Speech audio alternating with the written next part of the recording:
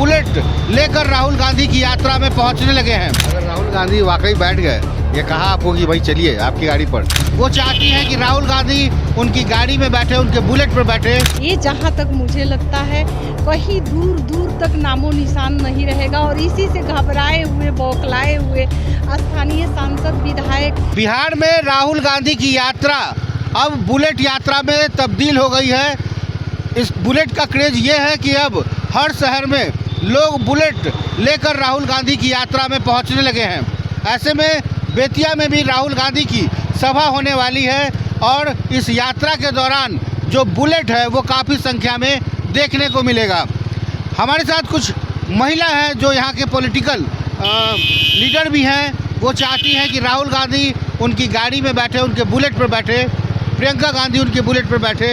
ऐसे में पश्चिम चंपारण की धरती, बेतिया की धरती में राहुल गांधी की को लेकर जो यहाँ के जो नेता सोच रहे हैं, क्या कुछ कह रहे हैं, आइए हम आपको सीधे नेता से बात कराते हैं। रानी तिवारी हैं जो काफ़ी बुलेट चला चुकी हैं। इनकी इच्छा क्या है, क्यों बुलेट इन्होंने चलाया है और लगातार ये मॉनिटरिंग कर रही हैं कि राहुल गांधी की यात्रा इसी रास्ते से होकर जाने वाली है। रानी जी, बहुत बहुत स्वागत है।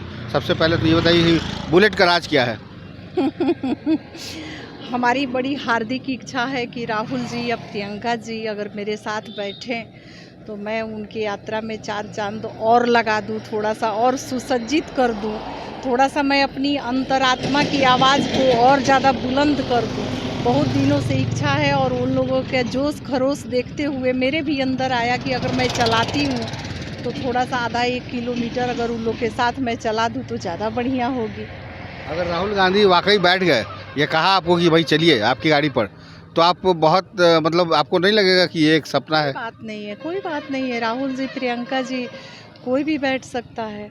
आज ये मेरी बहनें बैठी हैं, कल मेरा भाई बैठेगा, कोई भी बैठ जाएगा, कोई दिक्कत नहीं है। गाड़ी ड्राइव करना है ना मुझे, चाहे मेरी गाड़ी बोलेरो में बैठे या फिर मेरे बुलेट पे बैठे या उनकी मैं गाड़ी चलाऊं, ये मेरी बड़ी राहुल गांधी को लेकर काफ़ी क्रेज है और बुलेट चलाने के बाद तो काफ़ी क्रेज बढ़ गया है। क्या लगता है कि राजनीति में उसका कितना असर पड़ेगा उनकी रफ्तार का? बहुत बड़ा असर पड़ेगा। मुझे जो लग रहा है ना कि जैसे कि मोथा होता है ना, मोथा दूब को नोचिएगा फिर जम जाएगा, लेकिन एक मोथा जो होता है, ये वोट अधिकार जो रैली है, यात्रा जो है, ये वोट अधिकार यात्रा जो है, ये भाजपा का मोथा जड़ से उखाड़ के फेंक डालेगा। ये जहाँ तक मुझे लगता है कहीं दूर दूर तक नामो निशान नहीं रहेगा और इसी से घबराए हुए, बौखलाए हुए स्थानीय सांसद, विधायक अनर्गल बयानबाजी कर रहे हैं। वो लोग समझ रहे हैं कि अब मेरी जो है धीरे धीरे मेरी ज़मीन खिसकने वाली है। लेकिन बीजेपी के नेता तो ये कह रहे हैं कि राहुल गांधी स्टंट कर रहे हैं, कभी मखाना के खेत में, कभी बुलेट चलाकर, तो ये एक फोटोग्राफी चल रही है। ये चीज़ बताइए, सबसे ज़्यादा फोटोग्राफर कौन है? पीएम मोदी जी हैं। उनसे ज़्यादा कोई फोटोग्राफी तो नहीं करता है। वो तो सबसे ज़्यादा खर्चा जो है अपना फोटोग्राफी पे करते हैं। तो फिर राहुल जी की बात कहाँ से आ गई? वो जो करते हैं वो दिखाया जाता है।